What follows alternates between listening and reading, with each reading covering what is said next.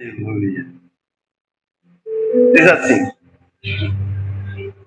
o texto aqui, o título, ou epígrafe, tá? Jesus cura, na minha Bíblia, um paralítico. Verso 1 diz assim, Jesus entrou em um barco e atravessou o mar e foi para a sua cidade. Eis que alguns homens lhe trouxeram um paralítico deitado em uma maca. Vendo a fé que eles tinham, Jesus disse ao paralítico, tenham coragem, ou na melhor versão, essa palavra fica melhor, na tua deve estar assim, tem de bom ânimo, filho, os seus pecados estão perdoados. Diante disso, alguns mestres da lei disseram a si mesmos, este homem está blasfemando. Como Jesus sabia os pensamentos deles, disse-lhes, por que pensam o que é mal no coração de vocês? O que é mais fácil dizer? Seus pecados estão perdoados? Ou levante-se e anda? Mas para que saibam que o Filho do Homem tem na terra autoridade para perdoar pecados, disse então ao paralítico, levante-se, pegue a sua maca e vá para casa. O homem se levantou e foi para casa. Vendo isso, a multidão ficou cheia de temor e glorificou a Deus, que dera tal autoridade aos homens. Olha sua Bíblia, seu pão, curva sua cabeça. Pai Santo, eis aí o teu povo, o alimento que é a tua palavra e um canal que é fraco. Que aconteça o grande milagre da pregação da tua palavra. Um povo faminto, uma palavra que alimenta, sempre um homem fraco ministrando. E a minha fraqueza, Jesus, são muitas, o Senhor conhece. Nunca possam impedir o fluxo da vida que o teu povo precisa para essa noite. Tem gente debaixo de batalha, com a alma sedenta. Não posso falhar. Nesse momento, não. Agora, se eu te peço, toma minha humanidade. Que ela seja visitada pela presença do teu Espírito. Diante dessa responsabilidade que eu amo, Jesus. Alimenta o teu povo. E usa a minha vida. Assim eu oro em nome de Jesus. Amém, meus irmãos? Podem sentar, por favor. Sabe? Desde que o pastor falou comigo, muito antes, é o 5.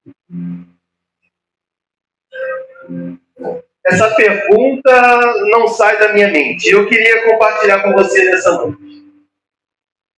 E a pergunta que eu tenho para você hoje, nós lemos um texto em que Jesus chega na sua cidade, nos outros evangelhos vai ficar claro que é Cafarnaum. Jesus está em casa. E depois de chegar em casa, a gente sabe que aqui o texto não relata, mas os amigos vão carregar esse homem na maca, vão abrir o telhado, vão descer ele até onde Jesus estava, porque não havia fluxo, maneira de entrar pela porta. Mas Jesus faz essa pergunta que eu quero fazer para você. Pois qual é mais fácil? Dizer, perdoados te são os teus pecados, ou dizer, levanta-te e anda. O que é mais fácil de dizer? A nossa vida é muito complexa. A nossa vida é cheia de desafios, doenças, traições, punhaladas, falta de dinheiro, boleto a pagar, problemas familiares. E aí eu te faço uma simples pergunta nessa noite. O que é mais fácil dizer, olhando para a palavra e para a sua vida? Se você estivesse aqui, você responderia a Jesus como? Perdoar pecados ou mandar levantar, andar aquele que está travado numa paralisia? Para você, igreja, pensa comigo, o que é mais fácil? O que é mais fácil? Perdoar pecados ou tirar alguém da paralisia? Esse é o tema da nossa palavra hoje. O que é mais fácil dizer? para aquilo que você está vivendo hoje, para a sua história agora. O que é mais fácil dizer para quem te feriu hoje? Para quem está fazendo o teu coração sangrar? O que é mais fácil dizer hoje? Porque quando a gente entra nessa palavra, a gente vai entender que existem os líderes religiosos aqui perturbando a vida de Jesus, arrazoando no coração. Eu consigo entender por que os fariseus são dessa maneira. Não dá para concordar, evangelista, mas dá para entender. A gente tem um contexto muito grande de idolatria no Antigo Testamento. E aí Deus pune essa idolatria com cativeiro babilônico. Deus pega o povo, tira da sua terra, e aí vai Daniel e seus amigos para a Babilônia. Depois de 70 anos, por causa da idolatria, Deus traz o povo novamente para Israel. Só que aí vamos entrar justamente no período interbíblico, após o retorno, com Esdras e Neemias e Zorobabel. E nesse período vai se criar o grupo dos mestres da lei. A lição que eles vão tirar do cativeiro é ficarem exageradamente em busca da perfeição em se obedecer à lei. Então eu consigo entender o trauma desse povo por causa da mão pesada de Deus punindo a idolatria. Eu consigo entender por que eles são tão chatos e legalistas. Eu entendo, mas não concordo. E aí a gente está num contexto onde Jesus está em casa. E aí a gente vai ver os capítulos anteriores que ele está com poder para curar. Porque a gente tem uma noção de Jesus de que tudo muito era aleatório na vida do nosso Senhor. Não, ele se retirava para buscar poder e autoridade. Se você perceber, a partir do 8 para trás, você vai ver Jesus buscando poder e autoridade, se retirando para orar. Então agora ele está com poder e autoridade em suas mãos para curar. E está ensinando na sua casa.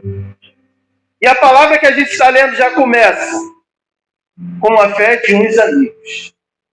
O texto que a gente acabou de ler, ele é tão bonito, que o que vai trazer cura a esse paralítico que Jesus vai fazer essa pergunta, não foi nem a fé do paralítico. Por isso que é tão importante a gente ter amigos. Deus é tão soberano no seu poder, na sua história, que ele consegue mudar a história de alguém pela fé de outro. Isso para mim é extraordinário. Porque se te falta e o teu amigo tem, com bondade e misericórdia, ele pode fazer na tua vida. Não foi a fé daquele homem travado numa maca que trouxe a cura. Foi a fé dos amigos que o carregaram. Aleluia. Sabe, por isso que eu estou tão animado com a igreja. Porque algumas vezes eu precisei e fui carregado como esse paralítico na maca. Alguém aqui me levou até aquilo que eu precisava. Talvez seja o teu quadro e o teu caso aqui nessa noite. Está tão travado nas suas lutas, na sua guerra, pensando de alguém que o leve.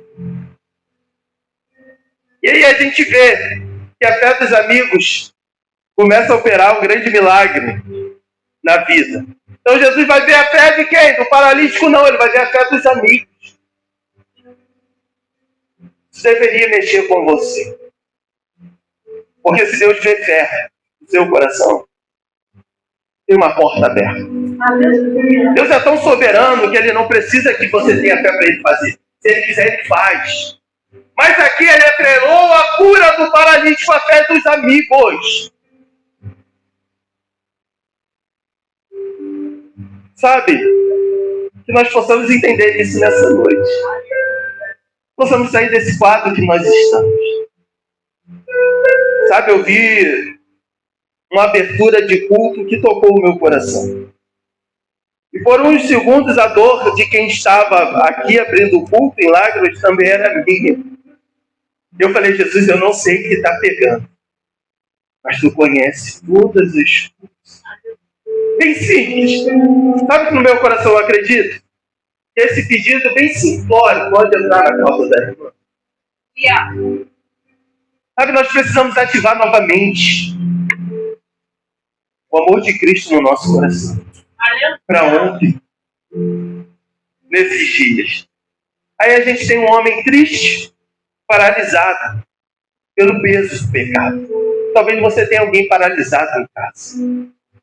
E a grande questão é, tem fé no teu coração para levar ele? Eu não ia nem falar do paralítico. O paralítico era, nesse contexto aqui, a fé dos amigos era só um detalhe. Mas algo está me movendo para isso. Tem fé no teu coração para levar alguém travado? Falando abobrinhas para você, disparando ingratidão, sem força. Tem força nesse braço aí para amarrar uma corda para carregar alguém até Cristo Jesus nessa noite? Pensa nisso. Verso 2. Tem 4 curas aqui acontecendo. Porque depois de Jesus ver a fé dos paralíticos, ele vai falar assim: tende bom ânimo. Isso aqui mexeu comigo de uma maneira muito forte.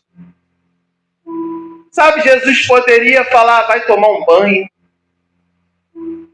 Porque não creu em mim há mais tempo. Estou cansado, daqui a pouco eu falo contigo.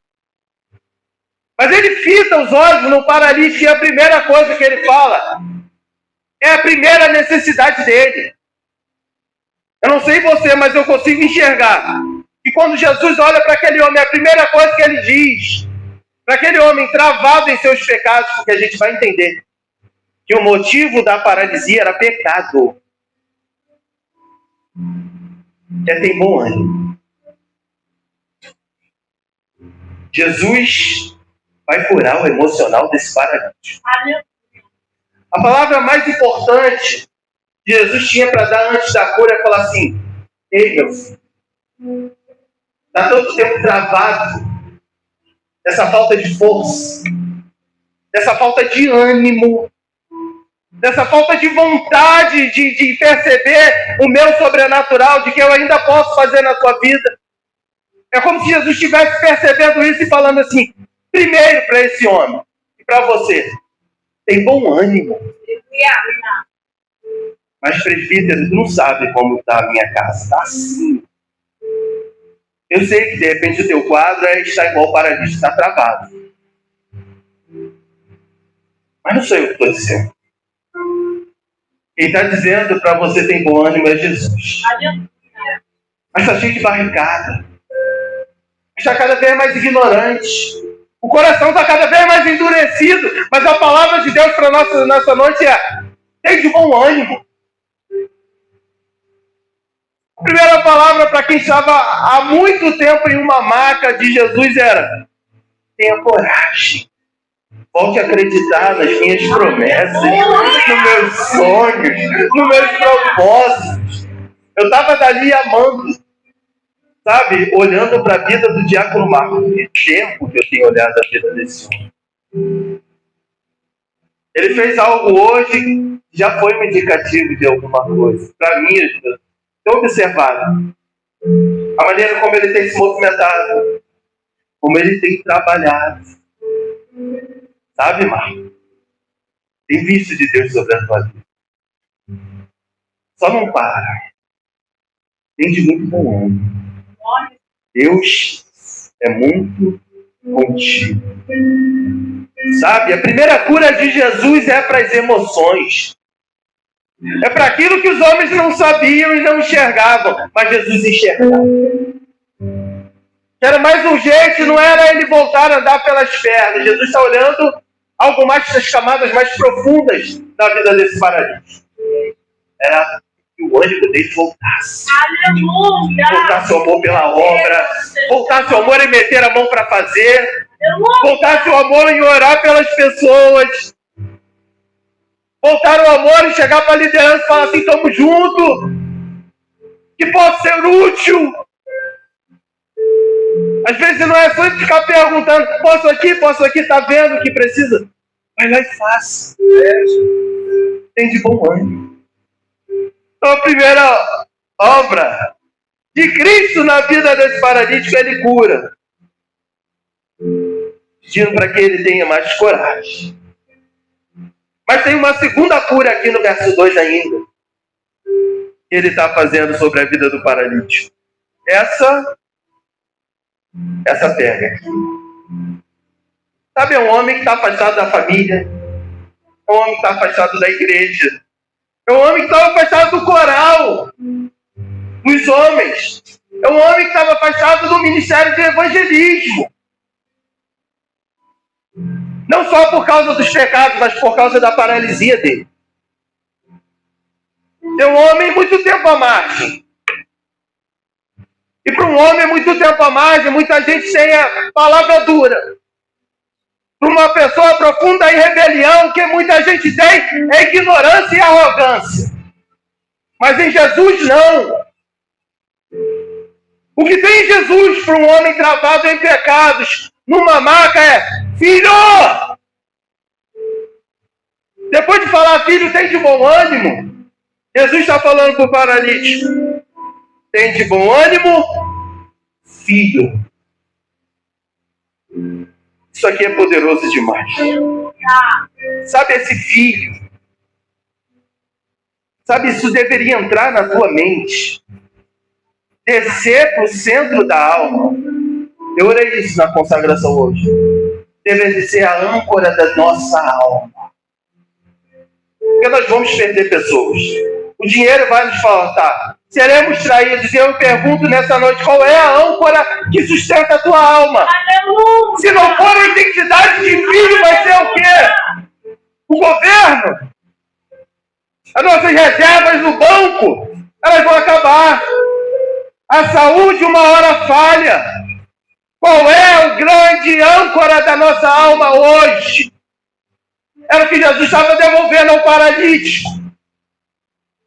Enquanto muitos achavam que era jogar moedinha, achincalhar com aquele homem, Jesus está falando: não.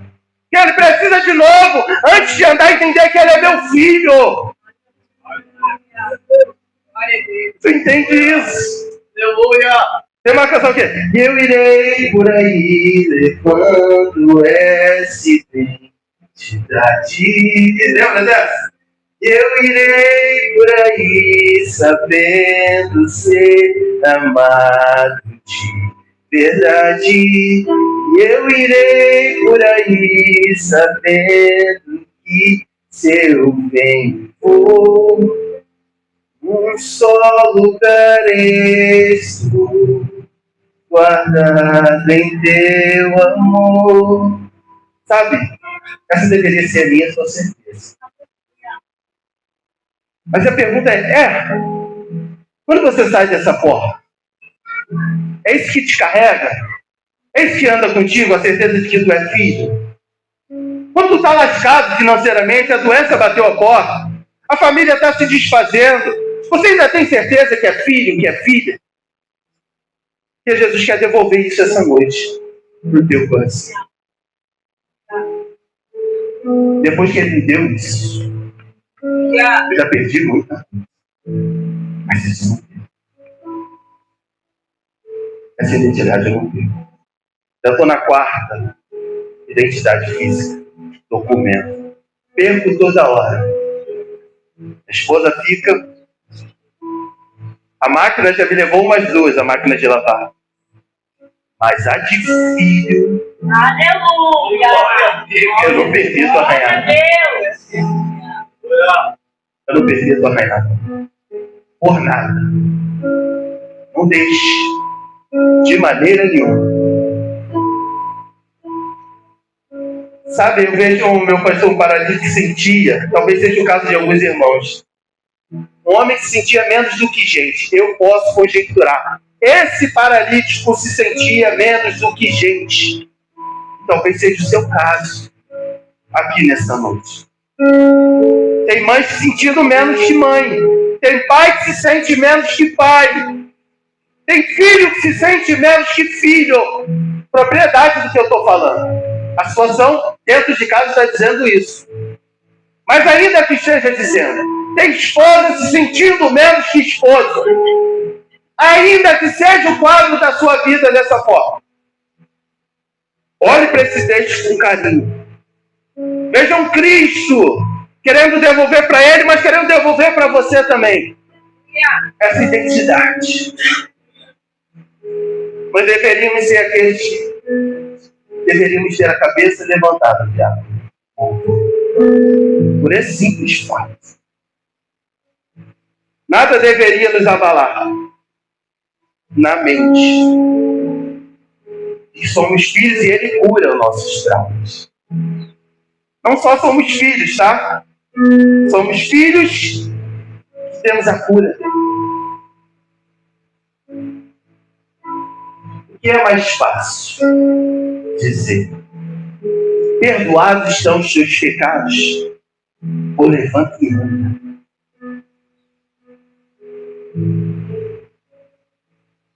Tem uma outra cura acontecendo na vida desse bem-aventurado paralítico, que é a cura espiritual. Essa aqui vai descendo. Começou na emocional, tem de bom ânimo. Na emocional, Jesus em uma palavra foi para a psicológica. Tu é filho. Esteve travado, teus pecados te levaram aonde foi. Mas você nunca deixou de ser meu filho. E agora ele está fortalecendo mais uma cura. Quando ele diz, são perdoados os seus pecados. Aí Jesus está descendo para o espiritual. Sobre a vida desse paralítico. Quem vê aquele homem na travada, a primeira coisa que ia dizer no mundo antigo é falar assim, pecado. Porque toda doença era atrelada a pecado, fato. Lembra de Jó? Os amigos, ao contrário de Jó, massacrando, porque na mente deles não é possível estar desse jeito se não tiver em pecado. Na mente deles e na mente de muita gente hoje ainda é assim. Se está chorando é pecado. Se está sofrendo é porque deixou de vigiar. Nós ainda temos essa mente. E os líderes religiosos também tinham. Se ele estava travado na maca, logo ele estava... Era pecado. No mundo antigo, era isso. Mas Jesus está fazendo algo extraordinário na vida dele. Perdoado estão os teus pecados. E aí Jesus vai fazer assim. O que é mais fácil dizer? Os seus pecados estão perdoados ou levante-se e ande? Aí Jesus avança na pergunta. Mas para que vocês saibam que o Filho do Homem tem na terra autoridade para perdoar pecado, diz. Então ao paralítico, levante-se, pegue a sua maca e vai para casa. O tema é o que é mais fácil. Mas sabe o que é mais difícil nessa passagem? Você fica com levantar e andar ou perdoar pecados? Sabe o que é mais difícil aqui? Não é ele levantar e andar. O mais difícil para a vida do paralítico e o mais difícil sobre a nossa vida, assim como ele, nós recebemos também.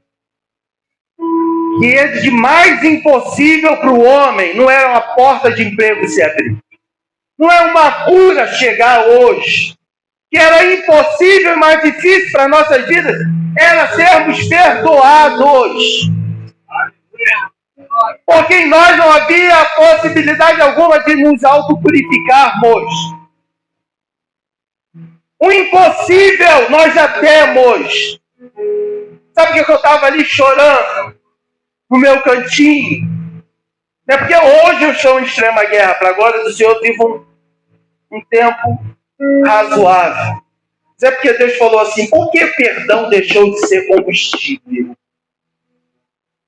A pergunta que o Senhor falou para mim ali é assim, filho, por que o meu perdão deixou de ser combustível?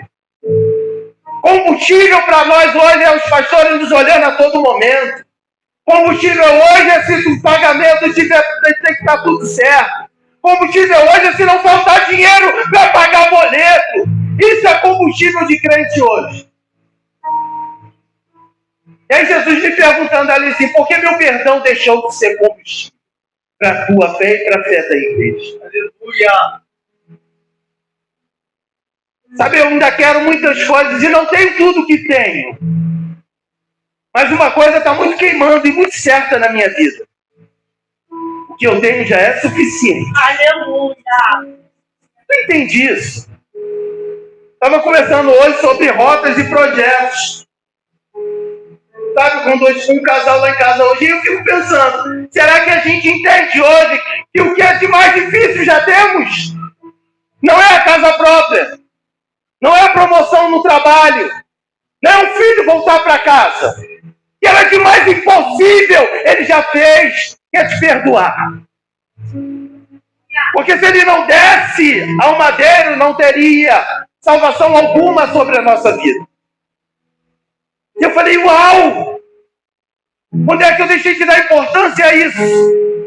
Que a gente vive com barata tonta rodando, angustiado por muitas coisas, mas já fomos perdoados. Deixou de ser ouro. Sabe o que virou? Virou plástico. Não é mais ouro nas nossas vidas. A gente vive se comparando. Porque eu não tenho o que o outro ministério tem. Porque eu não tenho o que fulano tem. E a gente deixa de perceber que o dia era mais profundo e difícil. Ele já fez por mim e por você. O resto, meus irmãos. Ora, obedece, trabalha, espera, chora aos pés dele. Mas o nosso maior sustento a gente já tem. Sabe o que tua alma precisa hoje, nessa noite? É ser inundada com essa verdade. Ele já te perdoou. Eu lembrava, essa passagem lembrava do evangelista Diego, no primeiro congresso jovem ali. Quando ao pregar eu via uma convicção de pecado. Isso marcou minha vida até hoje, sobre a Radassa, sobre a Bia. Sabe, saindo daqui, o que paira no meu coração é chamar minha filha para falar, para conversar e falar assim, filha, teu pai pode não conseguir em vida te dar muita coisa. Tem um grande sonho para alguns anos aí, que ela tem pedido. Eu posso talvez não conseguir dar, mas uma coisa ela precisa saber e já tem. Perdão de pecados. Transfere isso da tua casa. Está se matando para querer trazer ouro, sabe, Marco? Diácono Marco. Em busca do ouro. Jogando fora. O que é mais precioso?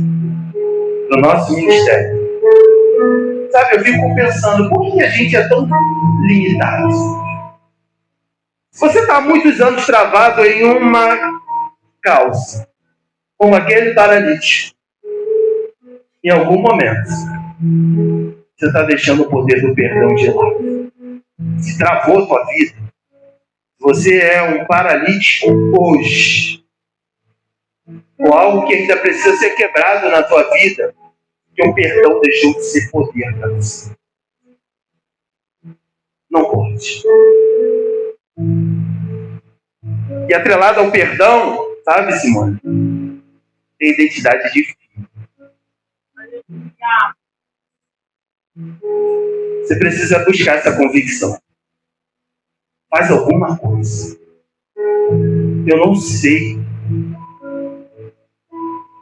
Eu posso te alcançar a oração e a palavra, mas eu não sei o que o Senhor vai te pedir.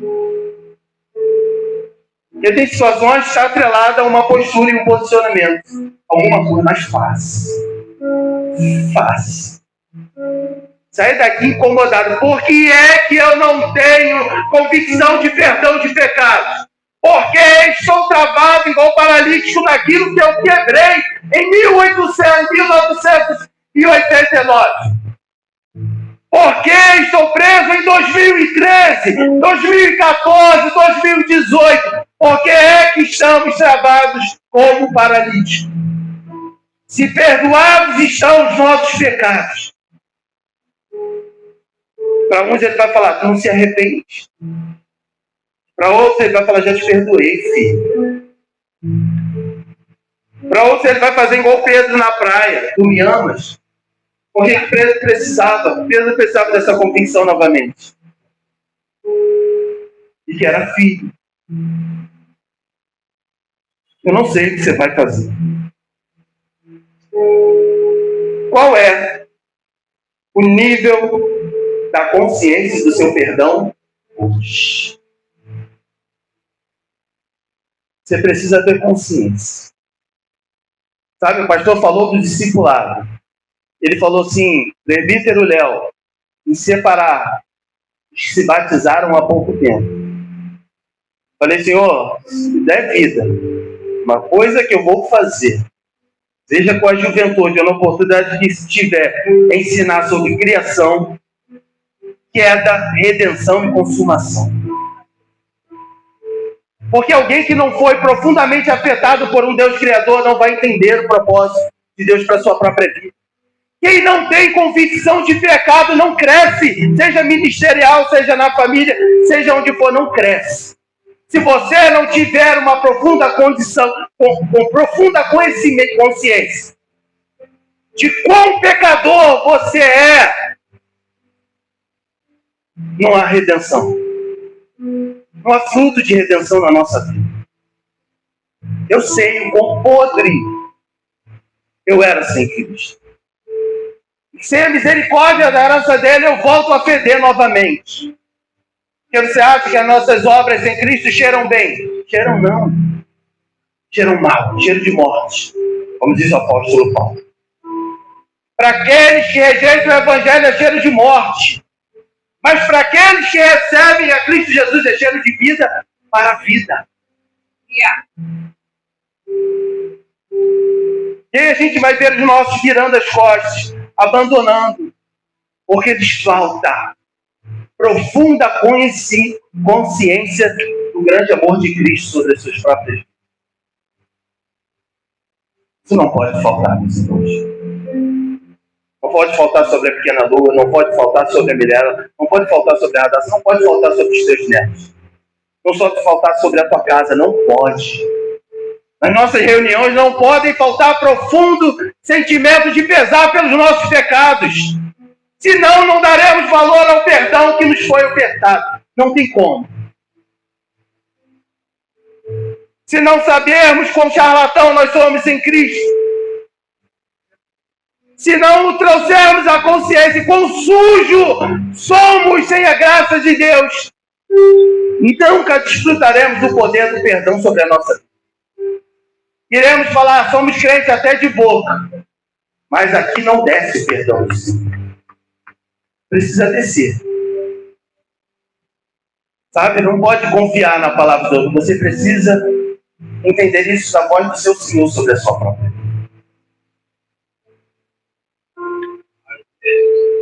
Qual voz ecoa hoje do seu coração?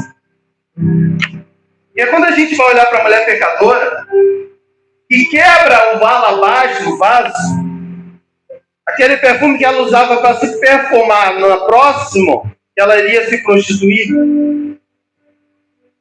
Ali eu vejo um exemplo de profunda consciência de pecado.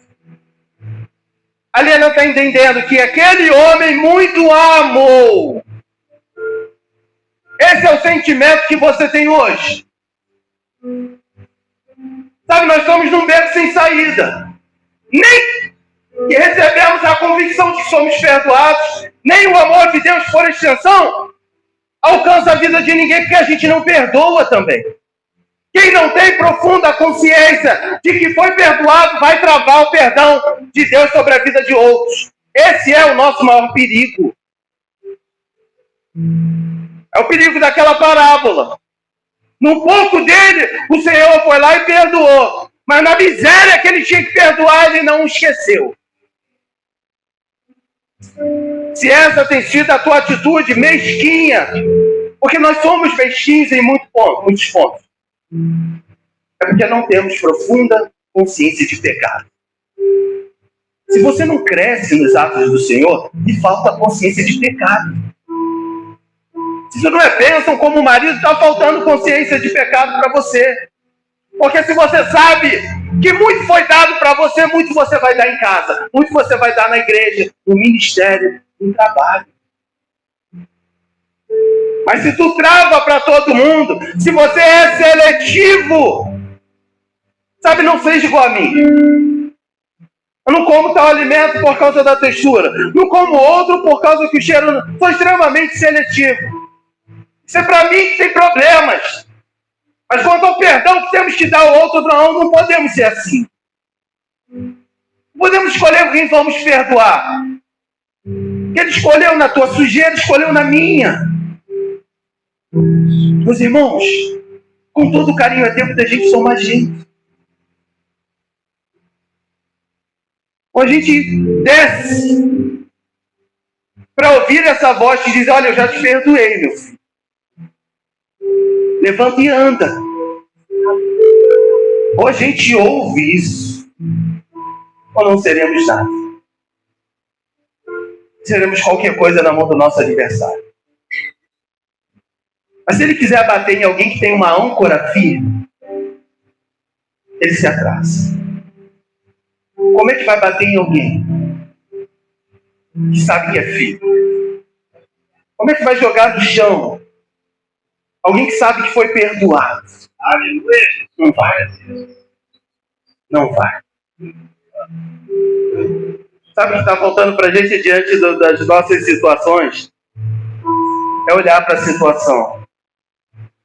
De volta, olhar para si e vai falar assim: eu tenho essa situação, mas eu já tenho perdão de pecados. Porque o que a igreja quer hoje, na terra, é mãos estendidas a palavra de vitória. Isso é fácil. Quero ver abrir o coração para a verdadeira verdade de que fomos perdoados por Ele. Talvez você se sinta muito limpinho. Eu não me sinto. De maneira nenhuma. Sabe, sai daqui falando assim: Senhor, será que eu sou tão limpinho assim? Eu sou tão justo assim mesmo? Se eu sou marido exemplar mesmo, que eu digo para mim mesmo que eu sou? Vou falar. Meu irmão colocou esse dia no status e colocou uma foto dele, trabalhando, e ele falou assim: como eu te amo, Leandro. E aí minha cunhada me dizendo, eu falei: uau, que loucura. Que loucura isso. Sabe, talvez muitos de nós tenham essa visão romântica de quem nós somos. Eu não tenho uma visão romântica de quem eu sou, não. Se a graça não entra, se a graça não entra na história das minhas sem vergonhice, eu não era nada.